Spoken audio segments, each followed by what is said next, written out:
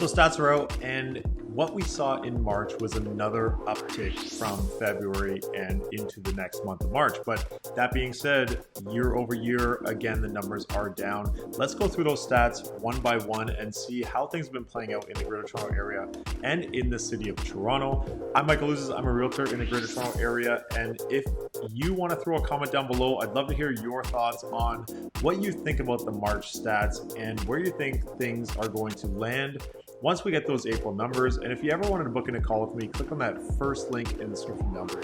So let's jump right into the Greater Toronto Area market stats for March 2023. Prices down year over year about 15%.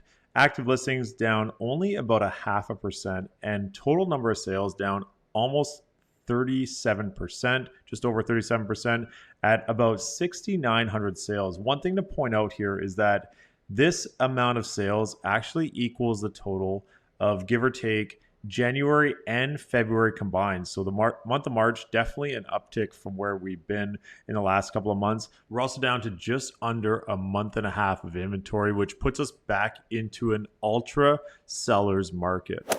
As we look in Toronto, same kind of story, under 2 months of inventory, prices down about 13.5%. I think this is notable because in the city of Toronto proper, prices definitely didn't have the same kind of run up as they did outside the city. Our average price in the city of Toronto down about 13.5% from a year ago, and active listings up 15%. Total number of sales down 37%. As that months of inventory at 1.7 months, that means that we are still in very much a seller's market here in the city of Toronto. Take a look at these sales and average price by major home type. This compares March 2023 and the year over year change.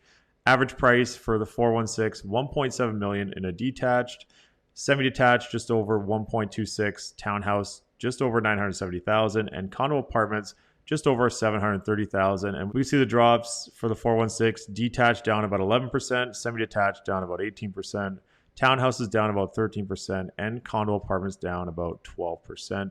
Similar story for the 905, but bigger drops more or less across the board. Down 14% for detached, down 17.6% for semi-detached. That's a bit ahead of the Toronto semi-detached. Townhouses down about 14%, and condos down about 15%. So here's a summary, and this is where we really see those media articles jump all over this. Number of sales down about 36%. And keep in mind, that's just the number of sales, not exactly the price. So anytime you see those headlines, try to see what they're relating to. Prices down on average for the Greater Toronto Area about 14.6%. Now, this I found pretty interesting, the listing days on market and property days on market. So if we go property days on market, in 2022 in March, things were moving quite quickly. And in 2023, we're at about 27 days on average for a property. That average increase up about 145%. Let's jump over to the price chart here, and we can see where things were in December 18, coming up to February 2022, and then things started declining from there. Since about July 2022, we've been staying relatively consistent on where prices have been. We had December, January fall off here, but overall, the last 8 or so months have been relatively consistent. It'll be interesting to see as we get those April numbers if we're going to start trending upwards in here and closer to where things were in May of last year. And if we start seeing those year over year numbers kind of flatline, it'll be interesting to see how the media likes to play that out. Remember, the media likes to go either super high, super low, nothing really in between. Now, the sales data, and this is what sticks out as the months of inventory at 0.93 back in March 2022. Now in March, we're at 1.47. First time we've been under 2 since April of 2022. And that's super important to note. This is where it's showing that we are really lacking inventory here. And in those areas that really need properties the most, where buyers are the most active, definitely very scarce to find good inventory in those markets right now. Number of sales, 7,000. As I mentioned, it's about the same as January and February combined. That's bringing us back to kind of where things were in somewhere in between like May and June of 2022, but definitely below where things were in March with almost 11,000 sales in March last year. If we jump into price, last year about 1.3 million, And then things started dropping off. And this is when those interest rate increases started happening. And as we could see in July, August, where things started to flatline around 1.7.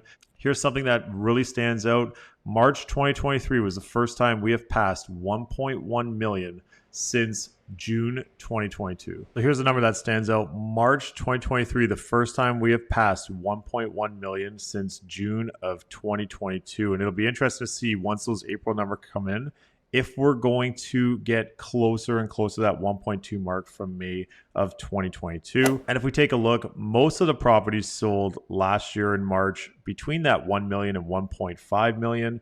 And most properties sold over asking, about 15% over asking.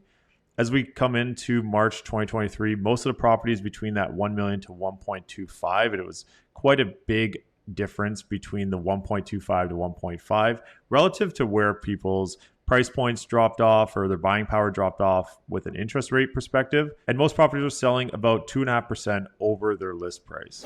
If we take a look at the benchmark price performance over time chart, January run up through February, and then in March things started to slide as we discussed through July. And it's the same story for all single family, townhouse, and apartments. As these price points have started to increase a little bit since the start of the year, it'll be interesting to see as we start bridging the gap here into where things were in that May-June price range. It's the same story for the city of Toronto as we're starting to see prices gradually increase since basically January, and I would say we're up anywhere between 5 and 7% since. So those are the March stats, and I'm curious to hear your thoughts on what you think of those stats and what you think we're going to see into April. As the April stats are about to come out in a couple weeks, will be interesting to see if we're going to start passing that May-June price point of last year and really tightening the gap between the peak and where things are at right now. I know the headlines have been all over how things have been very grim and bleak since basically